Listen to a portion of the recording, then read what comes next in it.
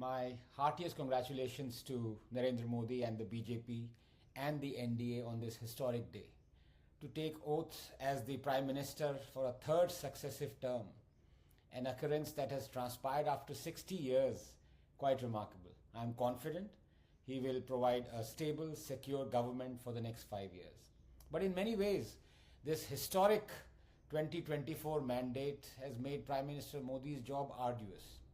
How does one formulate a policy, shore up one's resolve, promulgate an ordinance, pass an act that will do justice to the faith of 1 billion people that they have bestowed on a man not once, not twice, but for a third successive time? In one pan lies this faith, this intangible that goes beyond data and delivery. What must be laden on the pan opposite? Can faith be balanced with a little bank reform or a promise of a pothole-free national highway or the cleaning of a tributary or clerical easing in setting up a shop or a business or a ceremonial cutting of bureaucratic red tape? One can balance out demand, sure, but how does one balance out faith? The toilets have been made, all 120 million of them. Gas connections supplied, 100 million of them. Health cards distributed, 350 million of them. Micro loans provided, 430 million of them. Homes constructed, 40 million of them. Jobs given, 85 million of them. Bank accounts opened, 600 million of them. Indians are healthier, wealthier, wiser. They're traveling faster, cheaper. They're living safer, longer, being defended better. Inequality has decreased. Stock market is at its highest ever. What does one do now? A little more of the same? More toilets, more schools, more gas cylinders? Would that balance the faith? Welfarism is a necessity for a developing country, and so it must be. That said, to commit to welfare and then to realize it is not a difficult decision for any government to make. Every politician is elected on the promise of delivering welfare.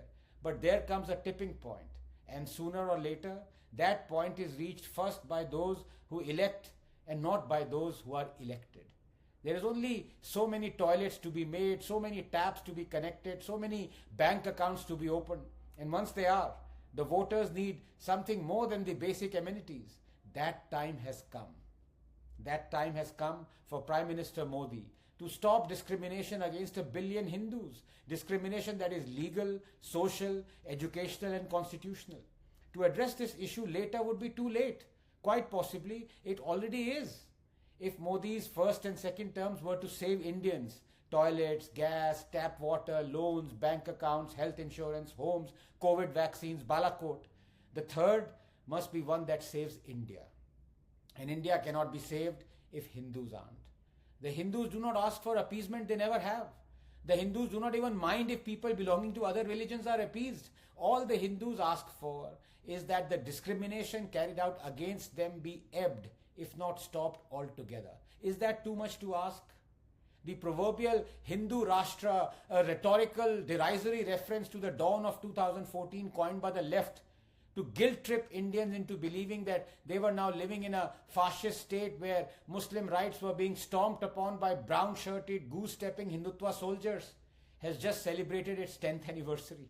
10 years of apathy and inaction, of prejudice, of constitutional and judicial discrimination, not against Muslims, but against Hindus. To those who claim we are now living in a totalitarian Hindu Rashtra, one must ask, what kind of a Hindu Rashtra is this where 1 billion strong Hindus have been through our parliament, courts, education system and our constitution reduced to not just second class, but rather 8th class citizens? What kind of a Hindu Rashtra is this where Durga Puja and Garba celebrations are stoned with impunity, where a sitting Prime Minister claims minorities have the first claim to resources? What kind of a Hindu Rashtra is this where Hindus are forced to be refugees in their own land, where one can resettle or settle 40,000 Rohingya Muslims, but not 700,000 Kashmiri Hindus, the land's original inhabitants, where the judiciary says not once but twice that it is too late to prosecute those who raped, murdered and ethnically cleansed Hindus? What kind of a Hindu Rashtra is this where Hindu temples are exclusively controlled by the state and Hindus must beg for Waqf land to celebrate their festivals? What kind of a Hindu Rashtra is this where the Right to Education Act discriminates only against Hindus and their schools, forcing thousands of them to shut down? What kind of a Hindu Rashtra is this where genocidal monsters like Aurangzeb and Tipu are eulogized through state-sponsored publications, naming of roads and organizing of festivals? What kind of a Hindu Rashtra is this where a law was about to be enacted through which only the Hindus would have been held guilty in a communal riot even if they were in a minority, for example in Kashmir? What kind of a Hindu Rashtra is this where court judgments like the Sabarimala and legislative enactments like the Hindu Code Bill purport to reform only Hindu religious practices, but dare not touch practices of other religions, and if they do, their decisions are promptly reversed like in the Shah Bano case?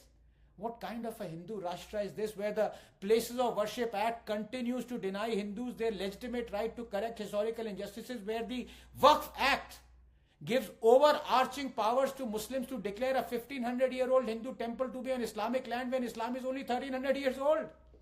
If this is how a Hindu is rewarded in a Hindu Rashtra, honestly, he'd much rather be in a Muslim Rashtra, because then at least there'll be no pretense of equality. A kafir will get what he deserves.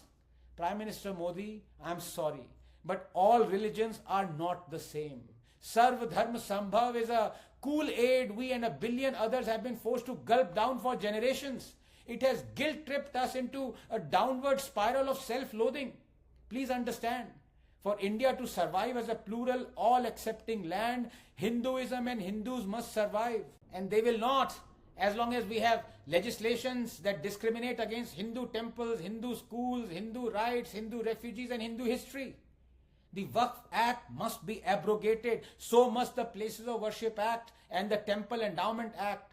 Right to Education Act must be amended. Kashmiri Hindus must be resettled in the valley. Predictably, there would be millions who would oppose this, for they want discrimination against Hindus to continue.